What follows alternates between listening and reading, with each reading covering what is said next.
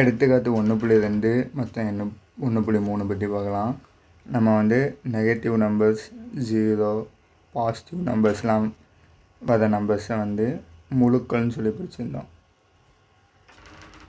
இந்த முதல் பாடம் ஃபுல்லுமே நம்ம இந்த முழுக்களோட கூட்டல், கழித்தல், முழுக்களோட பெருக்கல் மற்றும் முழுக்களோட வகுத்தல் பற்றி தான் பார்க்க போகிறோம். இதில் இந்த பயிற்சி 1.1 ஃபுல்லுமே முழுக்களின் கூட்டல் பற்றி தான் இருக்குது. இந்த முழுக்களின் கூட்டலில் மொத்தமே ஒரு 4 கேஸ் தான் உண்டு. என்னென்னா, நம்ம வந்து ஒன்று பாசிட்டிவ் நம்பரையும் கூட்டுவோம், இல்லைனா பாசிட்டிவ் நம்பரையும் நெகட்டிவ் நம்பரையும் கூட்டுவோம், இல்லைனா நெகட்டிவ் நம்பரையும் பாசிட்டிவ் நம்பரையும் கூட்டுவோம், இல்லைனா 2 நெகட்டிவ் நம்பர்ஸை கூட்டுவோம். இப்போ வந்து நம்ம எடுத்துக்காட்டு 1.2 ஃபஸ்ட்டு சம் பார்க்கலாம். -40 கூட்டல் 30. இங்கே பார்த்திங்கன்னா நம்ம வந்து ஒரு நெகட்டிவ் நம்பரையும் பாசிட்டிவ் நம்பரையும் கூட்டுறோம். இது எந்த கேஸ் மாதிரி இருக்குது? நம்ம இந்த வந்து 3வது கேஸ் மாதிரி இருக்குது. எப்போவுமே முழுக்களின் கூட்டலுக்கு வந்து நம்ம பேங்க்குக்கு வந்து எக்ஸாம்பிளாக வச்சுருந்தா ஈஸியாக பண்ணிடலாம். இதில் நம்ம பேங்க் அக்கௌண்ட்டில் நெகட்டிவில் இருந்துச்சுன்னா நம்மகிட்ட வந்து கடன் இருக்குன்னு அர்த்தம். இது பாசிட்டிவில் இருந்துச்சுன்னா நம்மகிட்ட வந்து அவ்வளோ அமௌண்ட் இருக்குதுன்னு சொல்லி வச்சுக்கலாம். ஸோ இந்த கேஸில் நம்மகிட்ட ஃபஸ்ட்டு எவ்வளோ கடன் இருக்குது? -40 கடன் இருக்குது. அதுக்கப்புறம் நம்ம ஒரு 30 ரூபா கிடைக்குது. ஸோ நம்ம வந்து 40 ரூபா கடன் இருக்குது, அதில் 30 ரூபாயை அடிச்சுட்டா நமக்கு மீதி எவ்வளோ கடன் இருக்கும்? 10 ரூபா கடன் இருக்கும். அது வந்து கடனுங்கிறதுனால நம்ம வந்து அது வந்து நெகட்டிவ் நம்பர்னு சொல்லி மென்ஷன் பண்ணுவோம். ஸோ இந்த சம்முக்கான ஆன்சர் வந்து -10.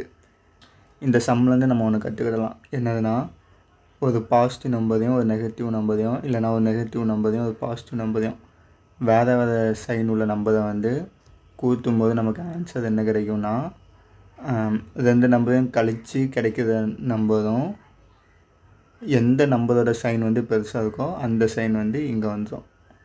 ஸோ இந்த கேஸில் பார்த்தோம்னா 40லேருந்து 30 கழிச்சா ஆன்சர் வந்து நமக்கு 10. 40 பெருசான்னு பார்த்தா 40 30 பெருசான்னு பார்த்தா 40 தான் பெருசு. 40ஓட சைன் வந்து நெகட்டிவ். ஸோ வந்து நம்ம வந்து நெகட்டிவ் கொடுத்தோம். ஸோ செகண்ட் சம்மில் வந்து ஃபஸ்ட்டு 60 கூட்டல் -50. இதில் பார்த்திங்கன்னா நம்ம ப்ளஸ்ஸையும் ஒரு மைனஸையும் கூட்டுறோம். இது வந்து செகண்ட் சம் மாடலில் இருக்குது. நம்ம அக்கௌண்ட்டில் 60 ரூபா இருக்குது. நம்ம வந்து 50 ரூபா கடன் வாங்குறோம்னா மிச்சம் வந்து நமக்கு வந்து 10 தான் இந்த கொஸ்டினுக்கான ஆன்சரு. போன சம்மில் யூஸ் பண்ண பேட்டர்னை இங்கே யூஸ் பண்ணலாம். சைன் வந்து வேறு இருக்குது. அதாவது பாசிட்டிவ் நெகட்டிவ் வந்து. ஸோ 60லேருந்து 50 கழிச்சா நமக்கு ஆன்சர் வந்து 10.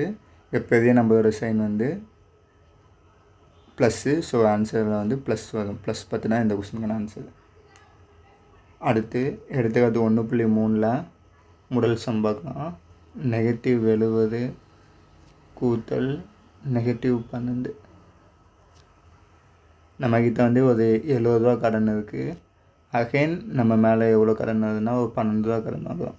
ஸோ ரெண்டையும் கூட்டும்போது நமக்கு வந்து ஆன்சர் வந்து -82 ரூபா நம்ம மேலே மொத்தம் கடன் இருக்கும். இதுதான் இந்த கொஸ்டினுக்கான ஆன்சர்.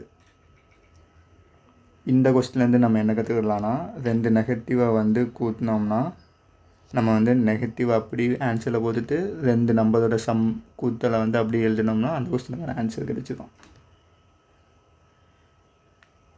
லாஸ்ட்டாக வந்து 103 கூட்டல் 39. இது சாதாரண கூட்டல் நம்ம வந்து ஈஸியாக கூட்டிடலாம். 3யும் 9யும் கூட்டும்போது நமக்கு 12 2 மிச்சம் 1 4 1 142 தான் இந்த கொஸ்டினுக்கான ஆன்சரு. ஸோ நம்ம இப்போ அந்த பார்த்து 4 சம்மில் வந்து என்ன கற்றுக்கலாம்னா, சைன் வந்து ஒன்றா இருந்துச்சுன்னா, அதாவது பாசிட்டிவும் இல்லைனா நெகட்டிவும் இருந்துச்சுன்னா நமக்கு ஆன்சர் வந்து அப்படியே அந்த 2 நம்பரையும் கூட்டி போட்டுட்டு அந்த சைனை அப்படியே நம்ம போட்டுருவோம். இதுவே சைன் வந்து வேறு வந்து நம்ம வந்து கூட்டினோம்னா 2 நம்பர்ஸை கூட்டினோம்னா 2 நம்பரையும் கழித்து வர நம்பரை வந்து இங்கே போகணும். ஓகேங்களா? கழிக்கணும் இங்கே வந்து. அதுக்கப்புறம் எந்த நம்பர் வந்து பெரிய நம்பரோ அந்த நம்பரோட சைனை வந்து இங்கே போட்டுடணும். ஃபார் எக்ஸாம்பிள் இங்கே வந்து ப்ளஸ்ஸு தான் பெருசாக இருந்துச்சுன்னா இங்கே ஆன்சரில் ப்ளஸ் வரும். செகண்ட் சம்மில் நெகட்டிவ் தான் பெருசாக இருந்துச்சுன்னா இங்கே வந்து நம்ம ஆன்சரில் நெகட்டிவ் போட்டுருவோம். இந்த 4 கேஸையும் வச்சு நம்ம வந்து பயிற்சி 1.1 உள்ள எல்லா சம்மையுமே